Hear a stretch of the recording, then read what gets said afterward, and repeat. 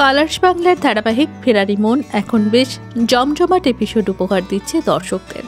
ধারাবাহিকে আসতে চলেছে নতুন মোড়, যেখানে দেখা যাবে তুলসী উঠে পড়ে লেগেছে তার শাশুড়ির আসল খুনিকে ধরার জন্য। সম্প্রতি সামনে এসেছে ধারাবাহিকের নতুন প্রোমো, যেখানে দেখা যাচ্ছে তুলসী তার শ্বশুরমশাই ঋষিকেশের সাথে আলোচনা করছে। তার শাশুড়ি মা মালিনীকে খুন করেছে, তাকে সে যেভাবেই হোক ধরবে। আর তুলসীর এই কথা শুনে নেয় পরমা ভাবতে থাকে তুলসী যদি সত্যি অবধি পৌঁছায় তাহলে তুলসীর জন্য অপেক্ষা করছে এক মারাত্মক মরণ ভান। তারপরেই দেখা যায় তুলসীর গাঁথার পর্ব চলছে ধারাবাহিকে। ইট বালি সিমেন্ট দিয়ে তুলসীকেই গেঁথে ফেলার পরিকল্পনা করেছে তার শাশুড়ি পরমা।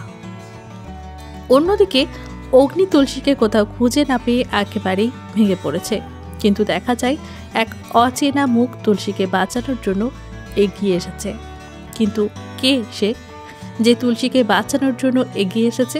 তুলসী কি জানতে পারবে তার শাশুড়ি মায়ের আসল খুনি কে? গল্পে কি নতুন মোড় আসতে চলেছে? জানতে হলে চোখ রাখুন কালার্স বাংলার পর্দায়। দেখুন ফেরারি মন ধারাবাহিকটি প্রতিদিন সন্ধ্যে 6:30টায়।